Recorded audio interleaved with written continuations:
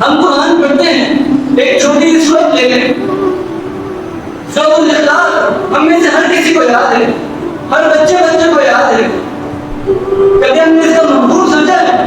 ہم نے کبھی ڈکشنری اٹھا کر ہم نے اس کے لفظ معنوں پر غور کیا ہے کہ ہم مومن ہیں، ہمیں اس بات کی غلط نہیں ہے کہ ہم اس ایمان کی خاطر اللہ کے قرآن کو سمجھیں.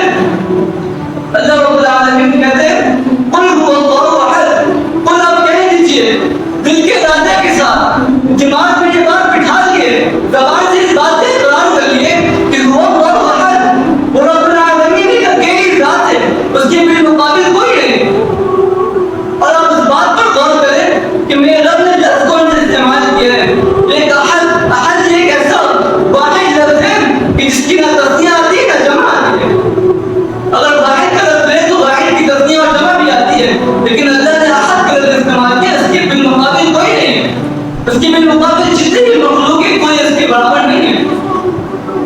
جب اللہ نے ایک واحد احد کا لفظ استعمال کر لیا تو یہ بات مانا کرنے کے سارے رد ہو جاتے ہیں کہ کسی نے اپنے معبود دو بنا لیے، کسی نے کہا تین ہے. قرآن میں اجازت تقید کوئی اجازت نہیں کہ تمہارے دو یا نہیں ہے. اب باہر ملکوں میں جوان وغیرہ میں دیکھ لیں کہ کسی سے کوئی شر حاصل ہوتی ہے تو اس کو کہتے ہیں کہ یہ خدا ہے، پھر اس سے ڈرتے ہیں، اس کا شر خدا مان لیتے ہیں. اور جس سے کوئی نفع حاصل ہوتی ہے اس کو کہتے ہیں کہ یہ نفع دینے والا خدا ہے، پھر اس کی عبادت کرتے ہیں. اور عیسیٰ علیہ السلام کے ماننے والوں نے کہا کہ اللہ تین ہے، ان اللہ ثالث ثلاثہ. اللہ نے اس کا بھی یہاں پہ رد کر دیا، قل هو اللہ احد کر کہ انما هو الہکم الہ واحد، کہ تمہارا تو ایک عظیم ایک اکیلی ذات ہے، اس کے بالمقابل کوئی بھی نہیں ہے. پھر اللہ رب العالمین نے آگے فرمایا اللہ الصمد، اللہ جو ہے بے نیاز ہے. اب یہ سمد کی ڈکشنری آپ کھول کر دیکھیں، سمد کہتے کس کو ہے، سمد کا مطلب کیا ہے.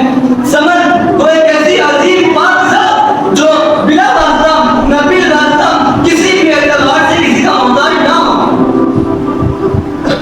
اگر آپ کوئی بلڈنگ بنانا چاہتے ہیں تو آپ محتاج ہیں، مستری کے محتاج ہیں، پلمبر کے محتاج ہیں، بھلے سے آپ کروڑ پتی ہیں، لیکن میرا رب وہ ہے جو بلا واسطہ نہ بل واسطہ کسی اعتبار سے بھی زیادہ برابر میں کسی کا محتاج نہیں ہے.